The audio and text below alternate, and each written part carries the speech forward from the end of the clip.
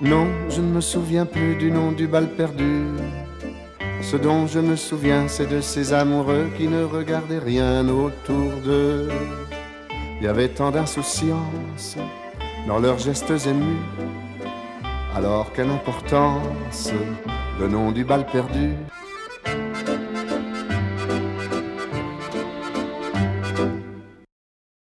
Bonsoir. Aujourd'hui, nous allons parler de l'espèce humaine. Vous allez comprendre pourquoi avec nos deux invités. D'abord, Yolande Mukagasana. Madame, vous êtes rwandaise. Vous êtes victime, vous êtes survivante des massacres du génocide qui a eu lieu au Rwanda en 1994. Vous avez d'abord confié votre parole à des livres. Aujourd'hui, cette parole est dite au théâtre. Et c'est une manière pour vous de continuer le combat, c'est celui de la mémoire. Frédéric Roux, vous êtes l'autre invité, le deuxième invité de cette première partie de l'émission, des mots de minuit, avec le désir de guerre. Avec vous, nous allons parler de 14-18, là aussi des centaines de milliers, des millions de morts. Et finalement, l'un et l'autre, vous parlez de l'espèce humaine. Et pour bien comprendre ce que je veux dire, je vais citer Robert Antelme très brièvement, mais je pense qu'il dit ce que, d'une manière et d'une autre, vous dites vous-même. Son livre « L'espèce humaine », après son expérience dans les camps de concentration nazis, Robert Antelme écrit notamment ceci. « Si nous pensons alors cette chose qui d'ici est certainement la chose la plus considérable que l'on puisse penser, les SS ne sont que des hommes comme nous. Si entre les SS et nous, c'est-à-dire dans le moment le plus fort de distance entre les êtres, dans le moment où la limite de l'asservissement des uns et la limite de la puissance des autres semblent devoir se figer dans un rapport surnaturel, nous ne pouvons apercevoir aucune différence substantielle en face de la nature et en face de la mort, nous sommes obligés de dire qu'il n'y a qu'une espèce humaine, que tout ce qui masque cette unité dans le monde, tout ce qui place les êtres dans la situation d'exploiter, d'asservir et impliquerait par là même l'existence de variétés d'espèces est faux et fou, et que nous en tenons ici la preuve, et la plus irréfutable preuve, puisque la pire victime ne peut faire autrement que de constater que dans son pire exercice, la puissance du bourreau ne peut être autre qu'une de celle de l'homme, la puissance de meurtre. Il peut tuer un homme, mais il ne peut pas le changer en autre chose. Madame Mukagasana, vous êtes, vous aujourd'hui, une survivante. Vous avez été quelqu'un qui avait une vie normale, avec un mari, avec des enfants. C'était à une autre époque, c'était avant 1994, avant avril 1994. La première question que je voudrais vous poser, c'est qui étiez-vous et qui êtes-vous aujourd'hui? Entre les deux, il y a, et selon les sources, entre 500 000 et 1 million de morts au Rwanda, dont votre mari et vos 3 enfants. Justement, je les ai tous perdus en ce moment-là. Et je pense que ce que j'étais en ce moment, avant qu'on les assassine, et ce que je suis aujourd'hui, je n'ai pas changé beaucoup. Je suis triste, c'est vrai, mais ce sera pour le reste de ma vie. Mais cela ne peut en rien me changer. Par contre, je découvre l'homme et la vie tous les jours davantage. Dans quel sens? Quand je disais Robert Antelme, qui, face au SS, est obligé de se dire, lui, c'est moi. Enfin, oui, ça m'a rappelé quelque chose de similaire, parce que je me suis cachée d'après mon livre, donc La mort ne veut pas de moi. J'écris comment je me cache plusieurs fois chez les génocidaires. Et ce que je n'ai pas compris et que je ne comprends pas encore, mais que j'accepte puisque je l'ai vu, c'est qu'un criminel allait tuer. Il revenait avec sa machette pleine de sang et il était tendre avec sa femme et avec ses enfants. Et ça, c'est quelque chose que je n'ai pas compris. Et actuellement, quand je vais en prison au Rwanda, que je rencontre les génocidaires, je les trouve comme des victimes. Il faut savoir ce qu'ils ont fait pour pour chasser cette idée qu'elles sont des victimes. Parce que j'ai constaté aussi qu'ils souffrent, qu'ils ont de la peine. Comment peut-on... donc, on va parler de votre combat. Vous avez confié votre parole à l'un de mes confrères journalistes belges, et c'est devenu 2 livres. Aujourd'hui, votre parole, vous la redonnez dans le théâtre, et on parlera de votre expérience au théâtre, notamment à Avignon. La pièce a déjà été donnée à Avignon, le groupe OFF, qui est la compagnie de théâtre belge de Liège. Mais justement, quand aujourd'hui vous continuez votre combat en retournant voir les génocidaires, en allant parler avec eux, là vous m'avez amené une série de photos qui fait l'objet, ou qui vont faire l'objet d'une exposition. Il y a dans ces photos celles de victimes et des photos de bourreaux, par exemple celle-ci qui est l'assassin de vos enfants. Comment est-ce que vous avez pu faire cette démarche d'aller voir, alors qu'il est en prison aujourd'hui à Kigali, le bourreau de vos enfants? Mais oui, parce que si on veut percer ce qui fut le secret et qui est vu et connu de tout le monde, si on veut savoir, il faut les approcher. Il se peut qu'il y ait la clé du problème. Ils savent de toute façon plus que les victimes. Et pour moi, ces gens, il faut leur donner la parole, surtout qu'ils veulent parler. Certains parmi eux veulent parler, veulent expliquer ce qu'ils ont fait. Et je trouve que c'est un espoir pour l'humanité. Si les gens qui ont commis le génocide parlent, ils nous expliquent des choses. Tous les jours, ils m'expliquent des choses que je ne comprenais pas avant. Alors, il y a d'autres photos. Il y a la photo de cette mère qui a été obligée par les génocidaires, qui a été obligée de tuer ses enfants, couple mixte. Elle est, elle ou tout, le mari est Tutsi, les enfants sont Tutsi, et donc sont condamnés à mourir, et c'est la mère qui est obligée de les tuer. Donc tous ces gens, vous les rencontrez, vous les faites parler. Cette femme, par exemple, qui a essayé de protéger des Tutsis. Et qui a été torturée pour ça. Qui a été torturée pour ça. Ce jeune homme aussi qui... C'est une fille qui a été crucifiée et qui est rescapée aujourd'hui. Qu'est-ce que, quand vous allez chercher la parole des autres, qu'est-ce que vous entendez le plus souvent? C'est que les gens, ceux qui plaident coupables, disent « nous l'avons fait, nous avons tué ». Et quand je demande pourquoi, ils n'ont pas plus d'explications que de dire « c'était un génocide de Tutsi, je l'ai tué parce qu'il était Tutsi ». Ils ne savent pas plus que ça. Mais par contre, leur façon de voir la vie aujourd'hui après ce qu'ils ont fait est plus intéressante. Oui, ils ont compris. Même s'il y en a qui continuent à dire non, nous sommes des innocents, mais on voit bien qu'ils savent ce qu'ils ont fait et qu'ils savent qu'ils l'ont fait, que ce ne sont pas des innocents. Et ceux qui le disent, eux, expliquent davantage. Et ils regrettent amèrement. Vous avez écrit 2 livres en collaboration, je le disais tout à l'heure, avec mon confrère Patrick May. Le premier s'appelle « La mort ne veut pas de moi ». C'est un témoignage très proche. En fait, ce livre-là, c'est ma douleur. C'est votre douleur. C'est ma douleur que je mets sur papier. Je pleure sur du papier. Et le deuxième, ça s'appelle « N'aie pas peur de savoir ». Et ça, c'est un combat et c'est militant. C'est ma révolte par rapport à ce qui s'est passé, par rapport à ce génocide qu'on ne veut pas savoir. Et je veux justement dire aux gens, n'ayez pas peur de savoir la vérité. Elle est là. Alors, quand on lit la critique, certains vous ont reproché de faire parfois la part belle à ceux qui ont libéré, à ceux qui sont intervenus, qui ont chassé les génocidaires. C'est-à-dire, eux aussi ont commis des massacres. C'est-à-dire qu'il y a eu des massacres des 2 côtés. La mathématique n'est pas égale, évidemment, mais il y a eu des exactions des 2 côtés et l'histoire a montré qu'on pouvait tuer des 2 côtés.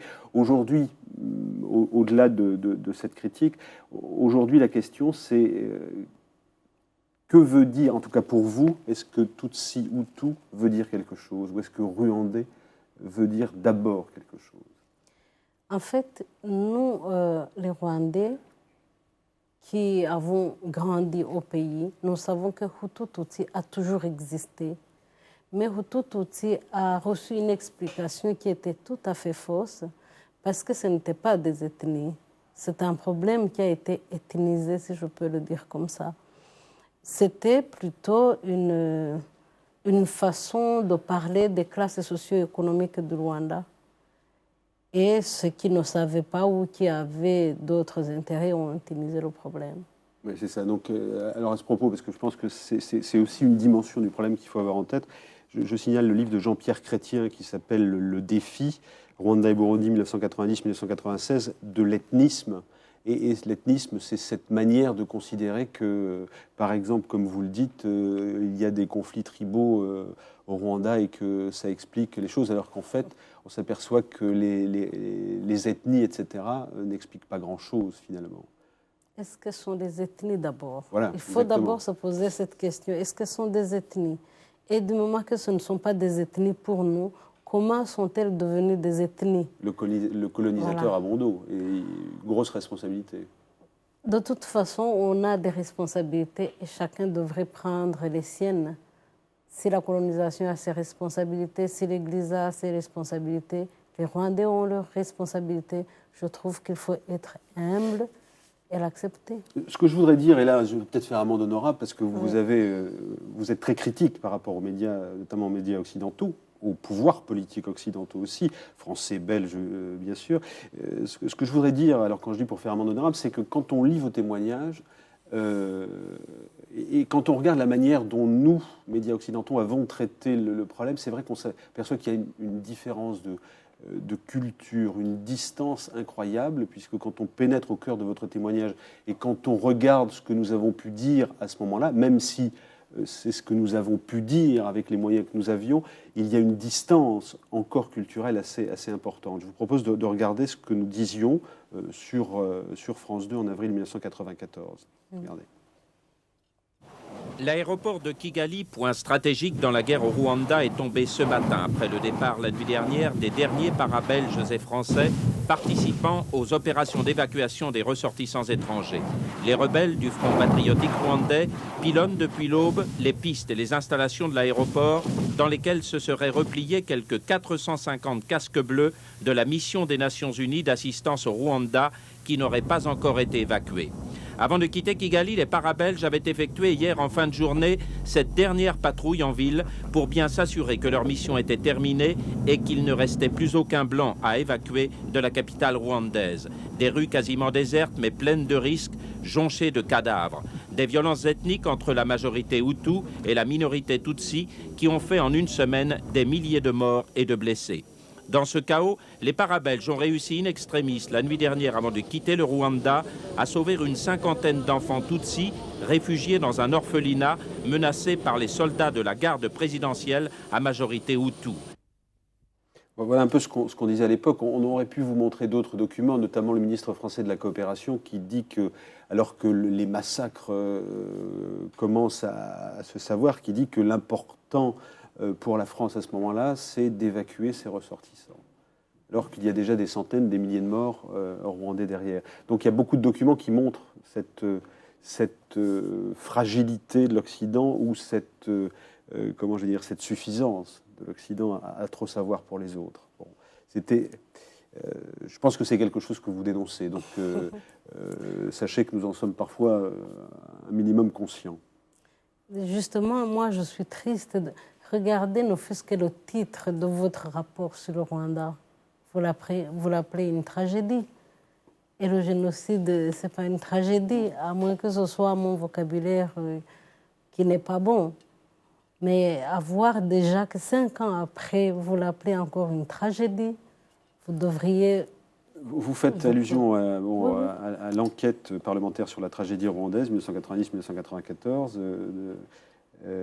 Donc les rapporteurs étaient Pierre Brana et Bernard Cazeneuve, députés, et Paul Quilès en était le président. Je me demande si vous le faites exprès ou si c'est une erreur. Il faudrait leur poser la question. En tout cas, ce qui est dit dans ce rapport, c'est que finalement, on n'est pas coupable, on n'a rien fait, quoi, sauf soutenir un régime. C'est plus blanche que blanc. Oui, c'est ce que dit le rapport. Mais nous savons, c'est ça le problème. Oui, mais c'est vrai qu'on l'a dit aussi, que nous avons soutenu jusqu'au dernier moment celui qui a mis en place ce qui allait finir par des massacres, quoi. C'est vrai que jusqu'au bout, l'armée française apparemment a été là. Alors c'est vrai que la décision politique a tardé à venir, ou la prise de conscience politique a tardé à venir. Je crois que beaucoup de politiques ont fini par le reconnaître, même si dans un rapport officiel. Est-ce qu'on ne savait pas? Est-ce que la France ne savait pas qu'il y avait un génocide planifié? Elle a dit non. Par ses parlementaires, elle a dit non. Eh bien, nous, on sait que oui. Et par qui laisse aussi. Et nous, on sait que oui. C'est ça le problème. Je pense que le temps de discuter de tout ça viendra. Alors, c'est le 4e génocide du siècle, les Arméniens, les Juifs, les Khmers et le Rwanda. Pourquoi êtes-vous passé, et je n'essaie pas de passer sur la responsabilité des Belges ou des Français, je pense que la question est posée, que vous l'avez posée, et je pense qu'il faut assumer cette question avant d'assumer la réponse, ou en tout cas avant de trouver la réponse. Pourquoi est-ce que vous êtes passé de la parole et de l'écrit au théâtre? Pourquoi est-ce que votre combat aujourd'hui passe par le théâtre? Et avant de vous laisser répondre, je voudrais qu'on regarde un extrait de cette pièce qui a été mise en scène par Jacques Desculves-Vellery du groupe OFF, groupe théâtral de Liège, présenté à Avignon, alors que c'est encore ce qu'on appelle un atelier, et qu'a priori la première création aura lieu en avril 2000, c'est-à-dire au moment de l'anniversaire du génocide. On regarde un extrait de cette pièce. Que voulez-vous que j'y fasse? Vous êtes capable de résoudre un problème irrationnel, vous? Le Rwanda est le type même du problème irrationnel. Je ne suis jamais allé en Afrique. Je peux tout de même vous dire une chose. C'est que l'Afrique est peuplée de tribus. Je le sais. Et de là naît tout le problème. Diront-ils que RTLM a continué à diffuser ses messages de haine pendant le génocide à partir de la zone turquoise? Diront-ils que la zone turquoise a surtout permis aux génocidaires de se replier vers le Zaïre? Diront-ils que François Léotard, en juin 1994, lors de sa visite au camp de Nyarushishi, a serré la main du préfet de Kiibouye, Clément Kaïchema, le principal organisateur du génocide dans la région? Pourquoi le théâtre aujourd'hui? Pourquoi le combat par le théâtre? En fait, j'ai écrit et j'écris encore. Mais le théâtre, je trouve que c'est dommage qu'on doit jouer une réalité pour que les gens acceptent d'écouter. C'est-à-dire que vous donc, pensez qu'aujourd'hui le théâtre... Donc, ce qui était réalité devient fiction. Vous voyez, donc le théâtre dit mieux les choses que les médias? Je trouve. De toute façon, je trouve que ça, c'est plus vrai que tout ce qui a été dit à la télévision France 2 pendant le génocide. Ça explique mieux. Et c'est pour ça que vous êtes allé vers le théâtre? Du moins, le groupe OFF a accepté de dire une vérité que les autres n'aiment pas entendre ou n'aiment pas parler. Pourtant, tout le monde le sait. Personne n'en parle, mais le groupe OFF a décidé de parler. C'est pour cela que je vais les soutenir. Ils montrent la réalité des choses. Est-ce qu'aujourd'hui, il y a une vérité? Est-ce qu'aujourd'hui, le Rwanda a retrouvé parce qu'il a changé de pouvoir politique, est-ce qu'il a retrouvé un équilibre, une santé psychique? Et quand je vais au Rwanda, je me rends compte que c'est un peuple blessé au plus profond, aussi bien les rescapés du génocide que les génocidaires. C'est un peuple blessé qui a besoin de se reconstruire et qui a besoin qu'on l'aide à se reconstruire. Vous savez que les génocidaires, en partant, ils ont tout détruit, non seulement les biens, mais les humains surtout. Donc, c'est pas...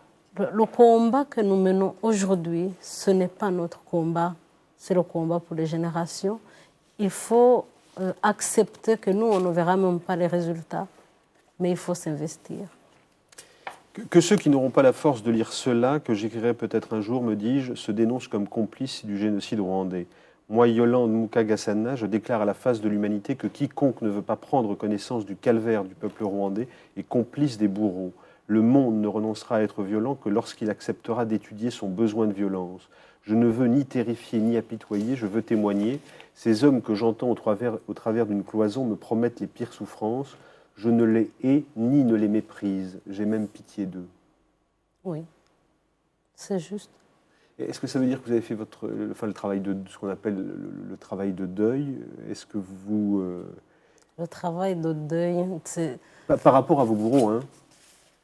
Je Pour parle pas moi, par rapport à votre souffrance de mère ou de femme. Oui, moi, j'ai pris le temps de savoir que je peux m'approcher des bourreaux. J'ai réuni mes forces parce que pour moi, ce n'est pas évident d'aller devant l'assassin de mes enfants. Parce qu'en plus, je vois la haine dans ses yeux. Encore? Oui, je vois la haine dans ses yeux que quand nous sommes sortis de prison, le photojournaliste Alain Kazinirakis, avec lequel je fais le travail, m'a dit « Mais Yolande, je voyais une haine telle que ça me faisait peur. » Pourtant, vous dites que ces gens ont aussi réfléchi. Oui, mais lui, il ne plaide pas coupable. Ceux qui plaident coupables ont eu le temps de réfléchir. Mais en même temps, je vois, même s'il y a de la haine, il y a aussi de la peur. Parce qu'en lui parlant, je ne sais pas s'il transpirait par haine ou par peur. Il n'était pas calme. Qu'est-ce que vous Donc, pour moi, quel sentiment vous voulez qu'un homme comme ça m'inspire par la pitié? Il est plus détruit que moi. Qu'est-ce que vous avez pu vous dire? Si vous êtes parlé, est-ce que vous avez échangé? On a échangé, mais pour lui, il est plus innocent que les innocents, alors que c'est lui qui a fait sortir mes enfants en leur disant « enlevez les chaussures et dansez » avant la mort. Et pour lui, il est innocent. Pourquoi écrivez-vous et c'est cette phrase qui m'a rappelé Robert Antel, que j'évoquais tout à l'heure. Il m'apparaît que la victime n'est pas moins lâche que son bourreau. Oui. Oui, bien sûr. Moi, je trouve que le bourreau est très lâche. Parce que des fois, il n'arrive pas à tuer. Combien de fois je leur ai dit « tuez-moi » Ils n'ont pas osé. Donc, des fois, on se sent très lâche, mais en même temps, on se dit « je suis devant la mort ». Et à un certain moment, j'étais furieuse que je disais « tuez-moi ». Ils n'ont pas osé. Aujourd'hui, que le témoignage est fait, aujourd'hui que vous êtes dans le théâtre, que vous organisez également des expositions photos, puisque ce travail sur l'image devient aussi une exposition photo qui accompagne ou qui va accompagner la pièce et qui tourne déjà un peu dans plusieurs villes, qui a déjà tourné. Quelle est cette nécessité de l'image, de conserver une image?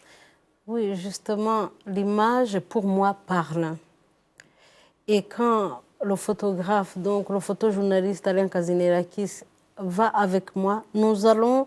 Lui, il essaye de capter l'émotion entre les rescapés, le rescapé que je suis et le rescapé que j'interviewe, ou entre rescapés et bourreaux. Et nous, on veut justement mettre en évidence cette émotion, cette communication. Et je pense que l'image est aussi importante que les paroles, que ce soit des victimes, que ce soit des bourreaux. Et on le fait dans le cadre de la mémoire et pour montrer à l'humanité ce que nous sommes. En fait, j'ai l'impression que l'être humain ne se connaît même pas. Est-ce que vous dites encore aujourd'hui Hutu et Tutsi? Au Rwanda, non. Je pense que je vais rester la seule Tutsi de Rwanda parce qu'ils ont changé de carte d'identité. Il n'y a plus de carte d'identité ethnique. Donc c'est mieux? Ah, évidemment, depuis qu'on a souffert de ce qu'on était, qu'on s'identifiait d'abord comme Hutu ou Tutsi avant d'être Rwandais, je me dis que c'est le début d'une vie. Et est-ce que vous pensez que le chemin de la carte d'identité à la tête a été fait? Autrement dit, est-ce qu'on est capable de se dire rwandais avant de se dire Hutu ou Tutsi au Rwanda aujourd'hui? C'est très difficile, surtout que tout cela suit un génocide et sur lequel la justice n'est pas faite. Donc, c'est un chemin qui sera très long et c'est un travail de beaucoup de patience. Et il nous faudra peut-être un lavage de cerveau, oublier que nous sommes des Hutus, des Tutsis. Et tant qu'il y a des bourreaux et des victimes, ce n'est pas pour tout de suite, hein, c'est des générations. Vous écrivez dans votre livre à un endroit la lobotomie mentale des génocidaires.